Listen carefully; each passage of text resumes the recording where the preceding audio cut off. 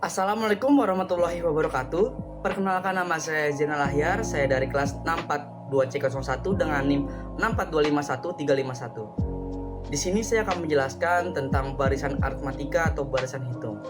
Kalian pernah gak sih menemukan angka yang selalu ulang mengulang atau angka yang memiliki pola yang sama dan angka itu terikat aturan? Nah, itu adalah barisan aritmatika atau barisan hitung. Barisan aritmatika atau barisan hitung adalah barisan bilangan dengan sifat selisih suatu suku dengan suku sebelumnya selalu sama, yaitu berpola-pola. Contohnya, misalkan contoh gampangnya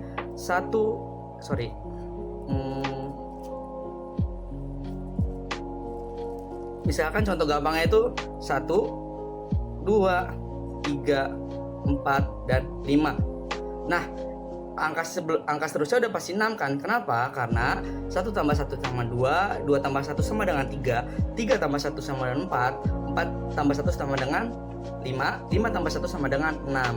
Atau bisa juga kayak misalkan 3, 5, 7, 9, 11. Nah, angka seterusnya berapa? Nah, karena ini memiliki pola yang sama, yaitu sama-sama ditambah 2, jadinya itu 3 tambah 2 sama dengan 5, 5 tambah 2 sama dengan 7, 7 tambah 2 sama dengan 9, 9 tambah 2 sama dengan 11. Jadi 11 tambah 2 sama dengan 13. Tapi gimana kalau misalkan kita mencari suku itu sampai ratusan, misalkan kayak 1, 2, 3, misalkan 3, 5, 7, 9, 11, tentukan suku ke 100, suku ke 1000. Nah, kalau kita cari satu persatu kan itu agak lama ya. Ya, jadinya adalah rumusnya, yaitu rumusnya UN sama dengan A plus N-1 kali B. Nah, UN itu apa sih? UN itu suku dicari, suku yang dicari. Kalau misalkan A itu suku pertama.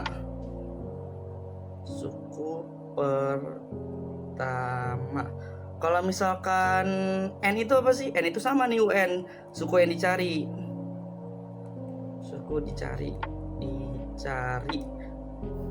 Lepet dah tulisan. Kalau misalkan B itu apa? B itu selisih dari apa namanya? Setiap sukunya. Misalkan kayak tadi. Jadi B itu sama dengan selisih suku. Nah, kita bisa langsung lihat aja ini. Ada contohnya, misalkan UN itu dicari berarti 6. A itu UN itu sama dengan 6. A itu suku pertama itu 1. Kalau misalkan N itu suku yang dicari itu juga 6. Terus kalau misalkan B selisih suku itu sama dengan plus 1. Kita langsung aja ke contoh soalnya. Gimana kalau misalkan suku yang dicari itu jauh gitu, maksudnya panjang, jadi kita nggak perlu ngitung satu-satu, kita pakai rumus tadi, UN sama dengan A plus N-1 kali B. 17, 14, 11, 8. Terus kita cari suku misalkan ke titik-titik, suku ke 28, kita cari N itu 28. Kita langsung masukin rumus aja nih. Misalkan tadi rumusnya tadi apa? UN sama dengan A plus N-1 kali B. Tadi UN itu suku yang dicari. Suku yang dicari itu berarti U28 sama dengan A plus N-nya itu tadi suku yang dicari dikurang 1. 28 kurang 1 berarti 27B. Nah, 27B kan. Terus kita langsung cari lagi aja. Berarti ini sama dengan tadi A-nya itu suku pertama ini berarti 17 plus 27B. Berarti 17 sama dengan 27 dikali min 3. Sama dengan lagi 17 kali min 3. 27 kali min 3 itu kan min 81, berarti 17 plus min 81 terkurung, terus sama dengan 17 ditambah min 81 itu min 64. Jadi suku ke-28 ini yaitu Ya, betul. Min 64. Aduh, sorry, berantakan.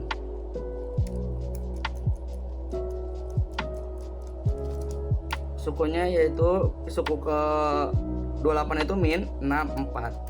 Jadi gitu, sekian video presentasi dari saya. Kurang lebih mohon maaf. Bila topik wal hidayah. Wassalamualaikum warahmatullahi wabarakatuh.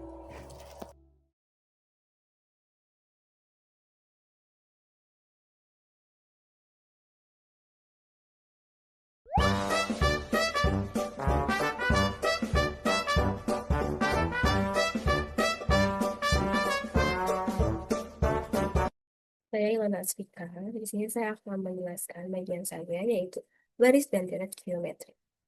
Di sini pertama ada pengertian baris geometri. Baris geometri adalah susunan bilangan yang setiap sukunya diperoleh dengan mengalihkan suku sebelumnya dengan bilangan tetap yang disebut rasio. Bentuk umumnya yaitu A, AR, AR kuadrat, dan AR kubik, dan seterusnya. Keterangannya di sini A yaitu suku pertama, R merupakan rasio, dan UN merupakan suku ke N. Rumus suku ke N barisan geometri yaitu UN sama dengan A dikali R pangkat N min 1.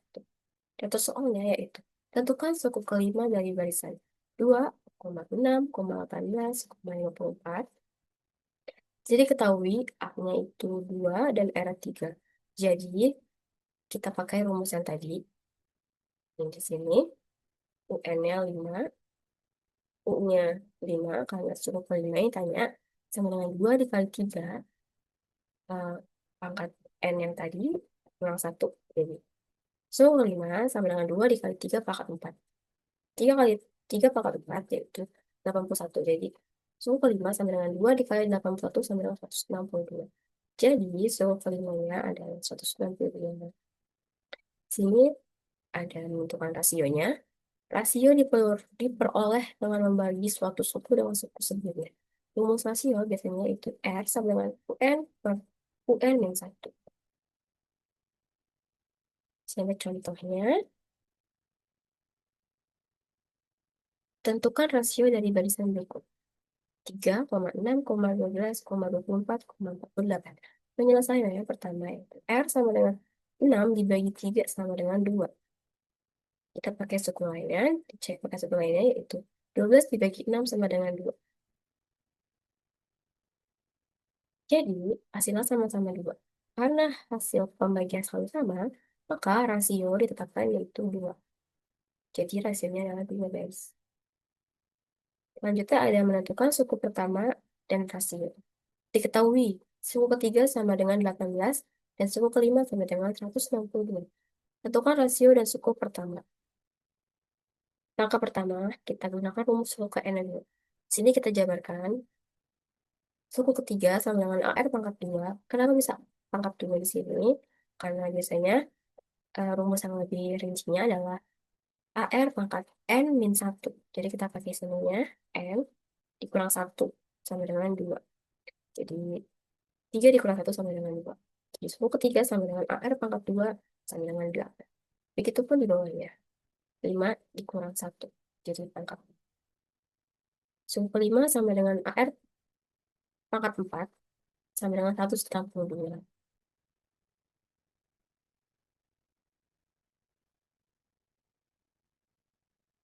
Selanjutnya ada dibagi, tadi persamaan tadi dibagi AR pangkat 4 per AR pangkat 2 karena sama-sama AR pangkat ya. Jadi tinggal dikurangin aja pangkatnya. Jadi AR pangkat 2. Sini 162 dibagi 18 yaitu 9. Berapa pangkat 2 yang hasilnya 9? Ya, 3 pangkat 2 hasilnya 9. Jadi rasionya 3. Angka ketiganya, kita cari suku pertamanya. A, ini rumusnya kita pakai yang pertama, yang lebih mudah. AR pangkat 2 sama dengan 18. A-nya udah diketahui, 3-nya udah diketahui, rasionya jadi 3, 3 pangkat 2, sama dengan 18. Jadi 9 sama dengan 18. 18 bagi 9, yaitu 2. Jadi suku pertamanya adalah 2. Itu. Selanjutnya ada pengertian deret geometri.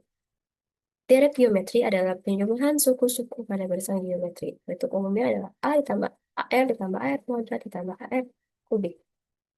Di sini rumusnya dijelaskan suku ke N. Oh, di sini SN artinya jumlah suku ke N.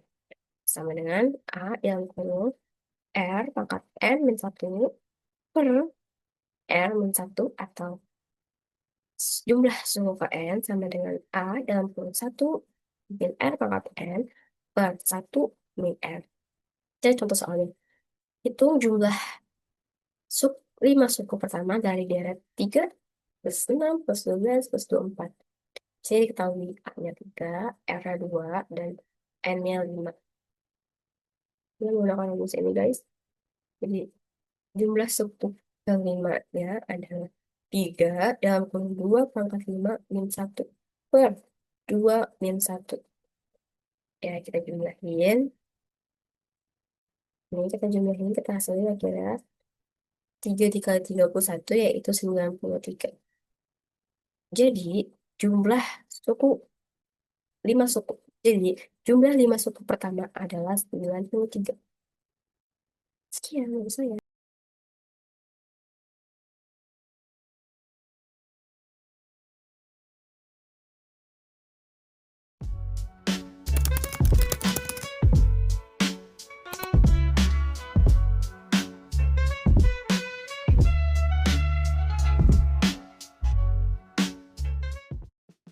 Assalamualaikum warahmatullahi wabarakatuh. Perkenalkan, saya Putri Ilham Pratama dengan NIM 64251286. Di sini saya akan menjelaskan tentang fungsi linear. Fungsi linear itu adalah relasi yang memasangkan setiap anggota yang ada di himpunan A dengan anggota lain di himpunan B. Seperti pada gambar contoh berikut ini. Nah, jadi di sini kan bisa dilihat kalau masing-masing anggota dari masing-masing himpunan itu saling terhubung dengan garis lurus. Seperti tulisan yang ada di sini, semua anggota yang ada di himpunan A harus berpasangan dengan anggota yang ada di himpunan B. Oke, berarti kan benar, dia harus berpasangan. Nah, kalau misalkan ada pertanyaan, anggota di himpunan B itu bisa nggak sih nggak harus berpasangan? Itu bisa teman-teman, tapi dengan syarat anggota di himpunan A itu semuanya udah harus berpasangan dengan anggota di himpunan B. Oke. Jadi gitu untuk fungsi linear. Nah, selanjutnya ada ciri-ciri fungsi linear. Oke, yang pertama bentuknya itu Y sama dengan MX plus C. Nah, variabelnya berpangkat 1. Oke. Grafiknya membentuk garis lurus. Oke, jadi dia membentuk garis lurus seperti ini. Mau bebas itu dia mau gimana, yang penting garisnya lurus. Nah, jika dia tidak membentuk garis lurus di dalam grafiknya, itu tidak dapat dikatakan sebagai fungsi linear, teman-teman. Nah, ini adalah rumusnya, rumus dasarnya. Nah, Y itu ada variabel dependent, lalu M ini ada gradient atau kemiringan, X ini ada variabel. Nah, di sini kan dijelaskan bahwa variabelnya berpangkat 1, berarti sesuai dengan dengan rumus yang akan kita pakai. Dan C itu adalah konstanta titik potong terhadap sumbu Y. Oke. Kita ke slide selanjutnya. Di sini adalah grafik table. Sebagai contoh, Y sama dengan 2X. Apa itu Y sama dengan 2X? Nah, di sini kan di bawah bagian Y ada beberapa kolom yang kosong, teman-teman. Nah, kita akan mulai mencari Y itu berapa. Nah, rumusnya adalah Y sama dengan 2X seperti gambar di sini. Artinya Y sama dengan 2 dikali X. Oke, yang pertama itu adalah min 3. Oke, berarti tinggal kita kalikan aja, teman-teman. 2 dikali min 3 itu hasilnya min 6. Oke, selanjutnya ada di min 1, teman-teman. Jadi tinggal kita kalikan aja. Yaitu adalah hasilnya min 2. Lalu selanjutnya ada di paling kanan 2 ini. Ini hasilnya adalah 4, teman-teman. Di sebelahnya adalah 6. Berarti kan kita udah dapat untuk variabelnya, variabel Y-nya. Yaitu adalah 3, min 3, min 6. Selanjutnya adalah min 1, min 2. Selanjutnya adalah 2. 3,4, selanjutnya adalah 3,6. Terus selanjutnya, karena berdasarkan tabel kolom sebelumnya kita udah dapat variabel-variabelnya, lalu kita tinggal menyesuaikan titik-titik pada angka-angka tersebut, teman-teman. Yang pertama itu kan adalah min 3, min 6. Kita tinggal cari di mana min 3-nya dan min 6. Oke, berarti titik pertamanya di sebelah sini, teman-teman. Nah, ini kita tinggal sesuaikan seluruh titik-titiknya berdasarkan kolom yang sebelumnya. Lalu kita mendapatkan garis lurus jika ditarik garis begini. Nah, ini dapat dikatakan sebagai fungsi linear, teman-teman. Oke, di sini adalah contoh yang bukan fungsi linear. Kenapa ini bisa dibilang bukan fungsi linear? Karena dia membentuk variabel yang jika ditarik garisnya akan membuat lengkungan. Ini tidak dapat dikatakan sebagai fungsi linear berdasarkan materi yang sebelumnya. Nah, selanjutnya kita ada contoh soalnya, teman-teman. Diketahui fungsi y sama dengan 2x, maka tentukan nilai y jika x sama dengan min 2 dan berikutnya. Nah, ini sama aja, teman-teman, kayak yang tadi. Kita tinggal kalikan 2 aja untuk mencari y-nya. Maka didapatkan hasil seperti berikut. Min 2,4, min 1,2, 0,0, 1,2, 2,4, dan 3,6.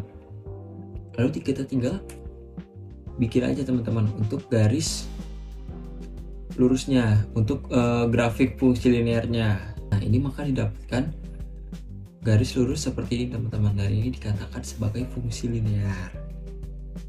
Oke, sebagai berikut. Thank you.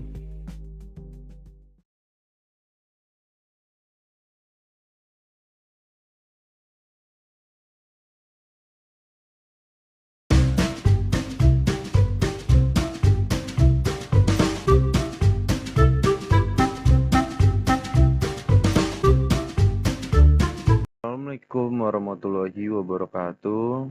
Perkenalkan, nama saya Vito Magnar Pusdarmono dengan NIM 64251358. Pada kesempatan kali ini saya akan menjelaskan tentang materi sistem nonlinear. Sistem nonlinear ini merupakan salah satu konsep dalam matematika yang banyak digunakan dalam kehidupan sehari-hari, terutama dalam bidang teknologi, ekonomi, fisika, bahkan kecerdasan buatan atau AI. Materi ini sangat penting dipelajari karena banyak fenomena di dunia nyata tidak berjalan secara tetap atau lurus, hingga membutuhkan model nonlinear untuk menjelaskannya. Oke, selanjutnya ada pengertian nonlinear adalah sistem yang berhubungan antar variabelnya tidak membentuk garis lurus. Artinya, perubahan pada input tidak selalu menghasilkan perubahan yang tetap pada output. Kemudian perbedaan dengan sistem linear yang memiliki perubahan tetap dan grafik lurus, sistem nonlinear biasanya menghasilkan grafik melengkung maupun kurva. Contohnya adalah persamaan y sama dengan x kuadrat. Jika nilai x bertambah, maka nilai y akan meningkat lebih cepat maupun drastis. Misalnya, jika x 1, maka y masih sama, 1 juga. Jika x sama dengan 2, nah di sini akan berbeda. Dia akan bertambah dengan seiring berjalannya x bertambah. Dia akan bertambah lebih pesat dan lebih cepat meningkat. Di sini kan x sama dengan 2, maka di sini y sama dengan 4. Nah, di bawahnya lagi, tambah lagi. Jika x sama dengan 3, maka y sama dengan 9. Nah, dari sini sudah dijelaskan meningkatnya sangat drastis, lebih cepat. Dari contoh tersebut terlihat bahwa kenaikan hasil tidak tetap. Kemudian contoh kurva nonlinear. Berikut merupakan grafik nonlinear berbentuk parabola dari persamaan y sama dengan x kuadrat. Bisa dilihat gambarnya seperti ini. Grafik tersebut berbentuk melengkung atau parabola karena tidak membentuk garis lurus. Maka termasuk ke dalam sistem nonlinear. Kemudian ada ciri-ciri sistem nonlinear. Ciri-ciri yang pertama yaitu grafik berbentuk kurva atau melengkung. Kemudian memiliki pangkat lebih dari 1 seperti x kuadrat ataupun x3. perubahannya tidak stabil atau tidak tetap. Kemudian lebih kompleks dibandingkan sistem linear. Bisa terdapat perkalian antar variabel. Karena sifatnya yang kompleks, sistem nonlinear biasanya lebih sulit dihitung. Kemudian perbedaan linear dan nonlinear. Sistem linear memiliki grafik lurus dan perubahannya sangat tetap. Contohnya adalah persamaan Y sama dengan 2X plus 1. Sedangkan sistem nonlinear memiliki grafik melengkung dan perubahan yang tidak tetap. Contohnya adalah Y sama dengan X kuadrat plus 3X. Jadi perbedaan utama antara keduanya terletak pada bentuk grafik dan sifat perubahannya. Penerapan sistem nonlinear digunakan dalam berbagai bidang kehidupan sehari-hari, misalnya seperti prediksi cuaca, ekonomi, keuangan, teknik mesin, fisika, biologi, bahkan kecerdasan buatan atau AI yang sudah menempel di kita. Karena banyak masalah nyata yang tidak berjalan secara tetap, maka sistem nonlinear sangat penting dalam ilmu pengetahuan maupun teknologi. Kemudian dapat disimpulkan bahwa sistem nonlinear adalah sistem yang memiliki hubungan variabel tidak tetap dan menghasilkan grafik melengkung. Jadi materi ini sangat bermanfaat karena banyak digunakan untuk menjelaskan fenomena di dunia nyata. Seperti yang tadi kita sebutkan, seperti prediksi cuaca, ekonomi, keuangan, teknik mesin, fisika, biologi, bahkan kecerdasan buatan pun menggunakan sistem ini. Mungkin itu saja penjelasan dari saya. Apabila ada kesalahan kata, mohon maaf. Terima kasih dan saya akhiri. Assalamualaikum warahmatullahi wabarakatuh.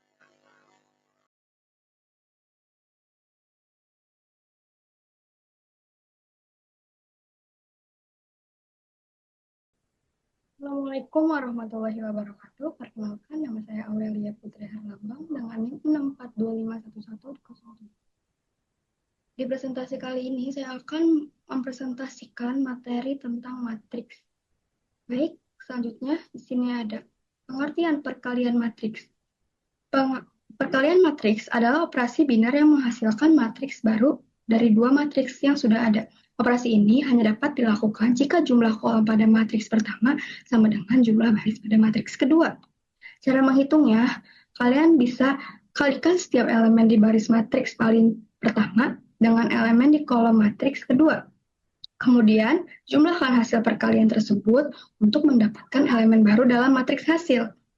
Selanjutnya di sini ada contoh perkalian matriks. Contoh soal kali ini kita bisa lihat angka 4 pada kiri atas, 4 dikali 1. Di kiri bawah ada 2 dikali 1. Ditambah 5 dikali 3. Selanjutnya di bawahnya ada 6 dikali 3. Selanjutnya 4 dikali 1 hasilnya 4. 2 dikali 1 hasilnya 2. Kita bisa pindahkan di bagian sini. Selanjutnya, 5 dikali 3 sama dengan 15. 6 dikali 3 sama dengan 18. Jadi, 4 ditambah 15 dan 2 ditambah 18. 4 ditambah 15 hasilnya 19. 18 ditambah 2 hasilnya 20. 20 ditambah 8 hasilnya 28. 24 ditambah 4 hasilnya 24. Pada bagian ini, kalian bisa hitung dari bagian yang di sini. 2 dikali 2, 4. 6 dikali 4, 24. 4 dikali 2, 8. 5 dikali 4, 20. Jadi bagian kedua ini, kalian bisa hitung pada bagian di sini. Selanjutnya, ada pengertian penjumlahan matriks. Penjumlahan matriks adalah operasi matematika untuk menjumlahkan dua matriks dengan cara menjumlahkan setiap elemen yang berbeda. Pada posisi yang sama, penjumlahan hanya dapat dilakukan jika kedua matriks memiliki ordo atau ukuran yang sama, yaitu jumlah baris dan jumlah kolom yang sama. Hasil dari penjumlahan matriks adalah matriks baru yang elemennya diperoleh dari hasil penjumlahan elemen-elemen kedua matriks tersebut. Berikutnya di sini ada contoh soal penjumlahan matriks. Di soal ini ada A sama dengan 1, 2, 3, dan 4. B sama dengan 5, 6, 7, dan 8. Rumusnya di sini bisa jumlahkan angka yang posisinya sama. Berarti posisi sama itu sejajar. Pada bagian ini A plus B sama dengan berarti 1 plus 5, 2 plus 6, 3 plus 7, dan 4 plus 8. 5 ditambah 1 hasilnya 6, 6 ditambah 2 hasilnya 8, 7 ditambah 3 hasilnya 10, dan 8 ditambah 4 hasilnya 12. Di sini hasil dari hitungan soal tersebut adalah 6, 8, 10, 12. Berikutnya, pengertian persamaan matriks. Persamaan matriks adalah sesuatu bentuk persamaan yang melibatkan matriks sebagai variabel atau unsur utama di dalamnya. Dua matriks dikatakan sama jika memiliki order yang sama, dan setiap elemen yang bersesuaian memiliki nilai yang sama. Dalam persamaan matriks, nilai variabel dapat dicari dengan menggunakan operasi-operasi matriks seperti penjumlahan, pengurangan, perkalian, atau inverse matriks. Selanjutnya di sini ada contoh soal persamaan matriks.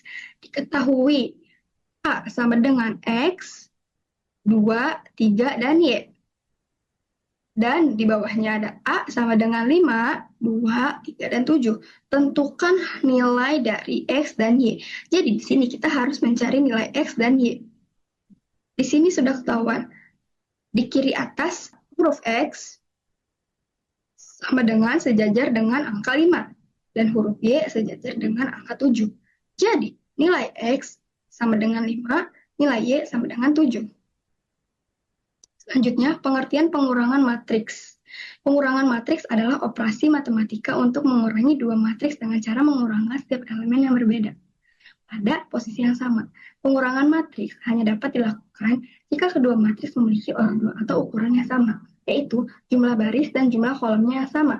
Hasil dari pengurangan matriks adalah matriks baru yang elemennya diperoleh dari selisih elemen-elemen kedua matriks tersebut. Selanjutnya di sini ada contoh soal pengurangan matriks. Bisa dilihat diketahui. Q dikurang P sama dengan 6, 5, 2, dan 1. Dikurang 2, 1, 4, dan 3. Kurangkan sesuai posisi. Di sini berarti sejajar, hanya dikurangkan satu angka. 6 dikurangkan 2 sama dengan 4. 5 dikurangin 1 sama dengan 4. 2 dikurang 4 sama dengan minus 2. 1 dikurang 3 sama dengan minus 2. Jadi hasil dari soal tersebut adalah 4,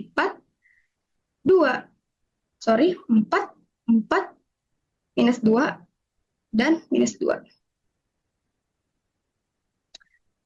Demikian materi tentang matriks yang telah dipelajari, mulai dari pengertian matriks, jenis-jenis matriks, operasi pada matriks, hingga persamaan matriks. Dengan memahami konsep dasar matriks, kita dapat menyelesaikan berbagai masalah matematika dengan lebih mudah dan teratur. Oleh karena itu, diperlukan latihan secara rutin agar semakin memahami cara perhitungan dan penerapan matriks dalam kehidupan sehari-hari, maupun dalam bidang ilmu lainnya. Semoga materi ini bermanfaat dan dapat menambah pengetahuan serta pemahaman tentang matriks. Segitu aja dari saya. Wassalamualaikum warahmatullahi wabarakatuh.